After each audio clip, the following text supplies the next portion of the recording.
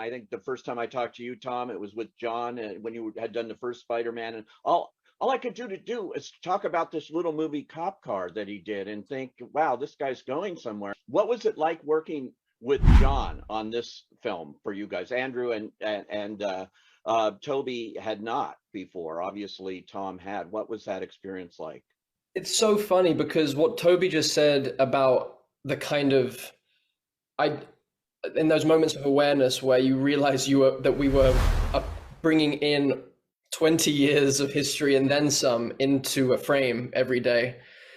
That hugeness that I know that we only got a sense of in moments, and I remember maybe the first time I got a sense of it where I think we were on a scaffolding and like we were talking to Doctor Strange, who wasn't actually there, and Tom turned to us and said, there's something that doesn't feel quite right about this. It feels a bit awkward, or like we just kind of stood here and both me and Toby were like, yeah, this feels a little weird, we feel a little odd. And then in that moment, John Watts comes up the scaffolding, goes, that's the movie, that's it, we got it, it's the part of the film, this is the moment. And we're all like, we're insane then.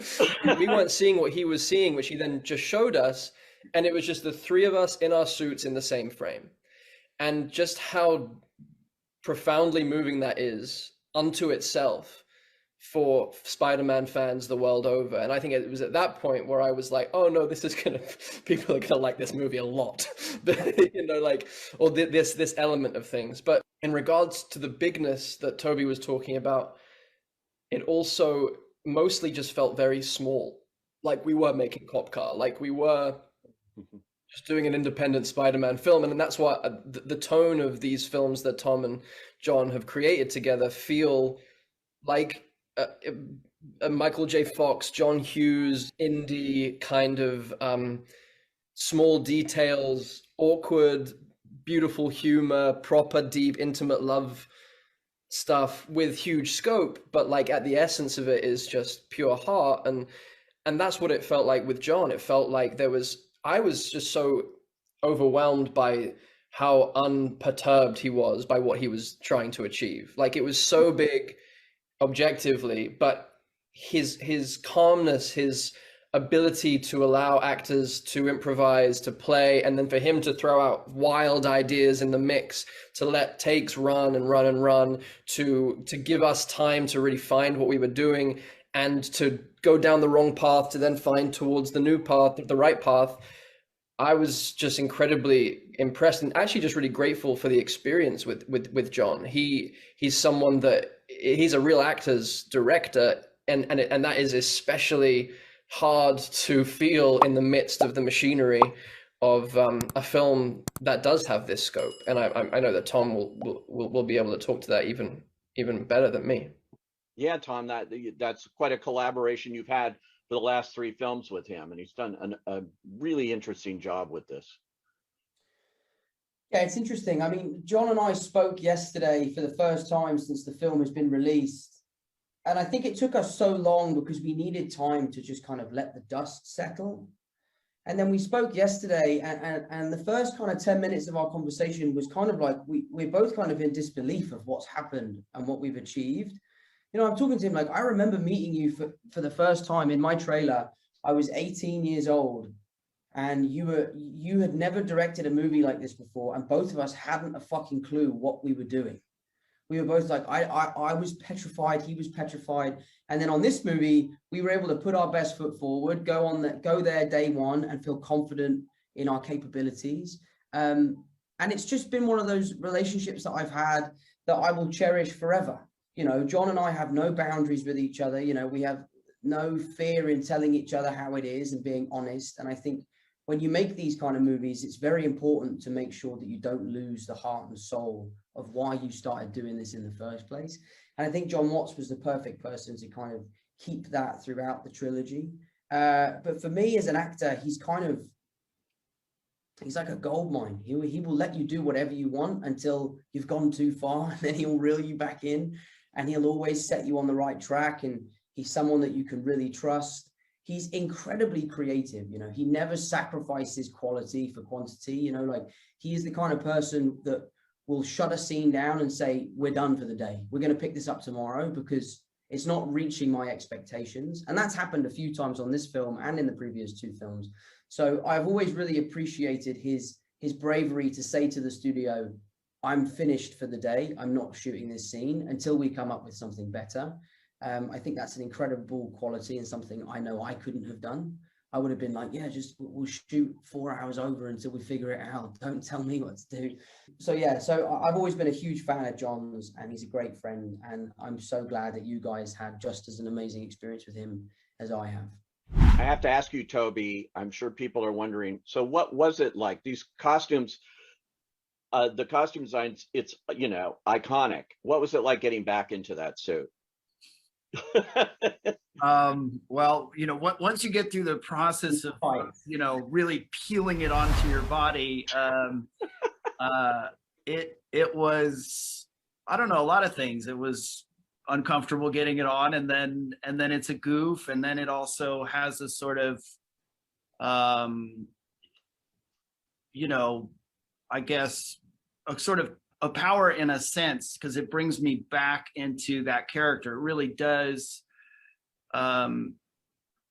There's so much affinity for this character. It means so much to so many people that, you know, once the sort of goofiness of being in lycra or spandex, you know, once that goes away, you're like, oh wow, this is cool. This is that sort of a responsibility, but a blessing, like something that I get to do that I'm grateful for. And so that was fun, but honestly, like being with these guys, it really was just a much richer experience than I anticipated, or that I could really even express in words. I know that's not the question about the suit, but the suit is, it just, to get to be there with these guys in their suits, and whether it was like dancing around or playing around in scenes and improving, or you know, feeling that kind of sense of service to each other, and the character being in service to humanity, it really gives a certain perspective. And then the kind of trust and openness that I had with these guys, and John and Amy and everyone, it just brought this really open, I don't know, I just felt super safe, and like we were all on the same team and all in support of each other. And it just brought out this yeah, I don't know how to put it other than just like this really loving, fun, creative experience that I was just like sitting in gratitude every day, which is not always the case when you're working on something, you know, even just from the standpoint of like trying to figure out what you're doing, and it wasn't without its challenges, but it all just unfolded the way it needed to, or whatever. It had a sense of this kind of destiny to it as well. So I guess the suit was the doorway to that. It's I have to mention the theatrical experience here, which has been threatened, and people say, oh, it's the beginning of the end and everybody's going to sit on their couch and watch movies at home and things. And this movie is almost single-handedly being credited for proving that that is not true, that movies exist in movie theaters the way they were designed by their filmmakers to be seen. And this is the perfect example of a movie that if you can in any way see it with an audience, the collective experience of watching this movie is, again, it's like unlike anything I've seen in a long time, that kind of feeling you get. And it's got to be preserved. And so all three of you are here, part of the reason why movies are going to go on, to give me hope, you know, for this. Tom, you in particular, you might go on and do more Spider-Man. I'm going to try to get a scoop here. What's going to happen? The truth is, the truthful answer, and I've done a whole press tour where all I do is lie. Yeah. The truth is, and you're not going to like the truth, I don't know the answer to that question. Yeah. I don't know the answer to that question. This film for me was as special as an experience could ever be. Sharing the screen with these guys, you know, playing Spider-Man can be quite an alienating experience because, you know, we're you know, the three blokes, we're the only three blokes who have done it.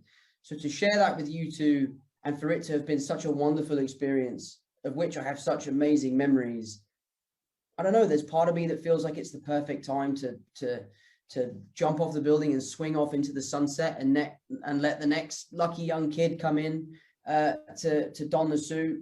I know I love this character, and I know that I am not ready to say goodbye, but if it is time for me to say goodbye, then I will do so proudly, knowing that I have achieved everything I wanted to with this character, and sharing it with these boys will be forever one of the most special experiences of my career. So if it's time, it's time. If it's not, it's not. But at the moment, I don't know. Well, we certainly can't wait to see what you do next. And all three of you, and again, congratulations, Andrew, on all your other films this year, which are great. And I'm happy to say I've seen all of them in a theater, and they're all different. And all of you are big champions of independent filmmaking too. So I loved what you said about this felt like an independent film in its own way, even on the scale that it was being produced. And you're all big champions of that throughout your careers. So keep it going. And thanks for joining us here and talking this rare opportunity to see 3 Spider-Men together. This is so exciting. Thanks, guys.